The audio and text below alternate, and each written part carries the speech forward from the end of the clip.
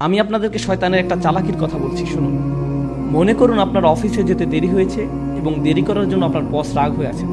অফিসে আরও অনেক মানুষ আছে। আপনি এরকম সময় কি করেন? আপনি সকলের নজর এড়িয়ে নিজের টেবিলে গিয়ে বসেন।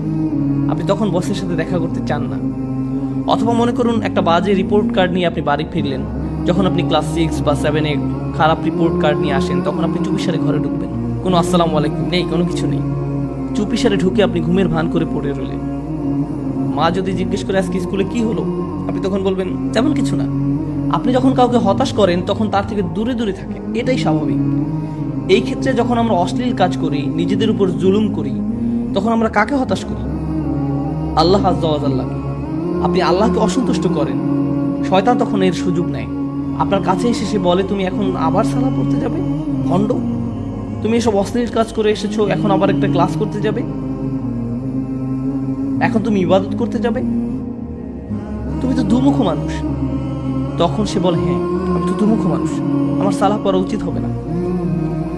শয়তান আপনার গুনাহের সুযোগ নিয়ে আল্লাহর কাছ থেকে আপনাকে আরো দূরে সরিয়ে রাখে। আপনি তখন আল্লাহর সামনে দাঁড়াতে বিব্রত বোধ করেন।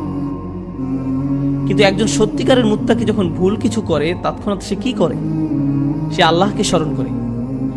যাকারুল্লাহ ফাস্তাগফিরু লিযুনুবিহিম, তারপর তার আল্লাহর কাছে ক্ষমা চেয়ে নেয়। এখানে জুনুব শব্দটা দিয়ে পাপ বোঝানো হচ্ছে, যা এসেছে জানাব থেকে। জানাব দিয়ে মূলত বোঝানো হয় এমন একটা পাপ যার কারণে আপনি অসম্মানিত বোধ করেন, এমন কোনো কাজ যার কারণে আপনি লজ্জিত, বিব্রত। আর তারা আল্লাহর কাছে ক্ষমা প্রার্থনা করে তাদের কৃত লজ্জাজনক কাজ থেকে। ওয়া ইয়াগফিরুয যুনুবা ইল্লাল্লাহ, আল্লাহ ছাড়া আর কে গুনাহ ক্ষমা করতে পারেন? আপনি আর কার কাছে যাবেন, কোথায় যাবেন? আল্লাহ ছাড়া আর কে জানে আপনি আর আমি কি কি ভুল করেছি। আমাদের গুনাহের খাতায় বহু জিনিস আছে যা আল্লাহ প্রকাশ করেননি, শুধু আল্লাহই সেসব জানেন। সেসবের জন্য আল্লাহর কাছে আমাদের ক্ষমা চাইতে হবে। জান্নাতে যারা যাবে তাদের বর্ণনা যেসব বৈশিষ্ট্য এসেছে, তার মাঝে এটাই প্রধান বৈশিষ্ট্য। উলাইকা লাহুম জান্নাতুন তাজরি মিন তাহতিহাল আনহারু খালিদিনা ফিহা, তাদের জন্য প্রতিদান হলো তাদের পালনকর্তার পক্ষ থেকে ক্ষমা এবং জান্নাত, যার তলদেশে প্রবাহিত হচ্ছে প্রস্রবণ। এখানে যে শেষ কথাটি আপনাদের আমি বলবো, আমার ফ্যামিলির সাথে একবার শপিং মলে গিয়েছিলাম।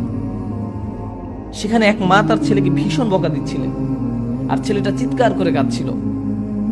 মা ছেলেকে কষে একটা চড়ও বসিয়ে দিল। কিন্তু আপনি জানেন বাচ্চাটা তারপরও কার কাছে গেল? এরপরও বাচ্চাটা মাকেই ধরে রইল, তার মাকে ছাড়ছে না। চারপাশে সব কিম্ভূত কিমাকার বিশাল বিশাল অচেনা মানুষ, সে তাদের কাছে যেতে চায় না। যদিও তার মা তার উপর রাগ হয়েছে, হতাশ হয়েছে, তাকে বকা দিচ্ছে, কিন্তু তার আশ্রয় সুরক্ষা সে কার কাছে পাবে? তার মায়ের কাছেই। এই দৃশ্য আমাকে ভাবিয়েছে, সুবহানাল্লাহ। যখন আমি আপনি গুনাহ করি, যখন আমরা আল্লাহকে হতাশ করি, তার অবাধ্য হই, আমরা কার কাছে যাব? আমাদের আর কোথাও যাওয়ার আছে? আমাদের আর কোথায় যাওয়ার আছে? তাই আমরা আল্লাহকে অসন্তুষ্ট করলেও, আর আল্লাহ আমাদের যেমন দেখতে চান তেমন আমরা হতে না পারলেও, সত্যিকারে মুত্তাকি কখনোই আল্লাহর উপর আশা হারায় না। আল্লাহর উপর আশা হারানোর অনুমতি তিনি আমাদের দেননি। লা তাকনাতু মির রাহমাতিল্লাহ, সত্যিকারে মুত্তাকি কখনোই আল্লাহর উপর আশা হারায় না। আল্লাহর উপর আশা হারানোর অনুমতি তিনি আমাদের দেননি। এই আচরণ আমাদেরকে রপ্ত করতে হবে।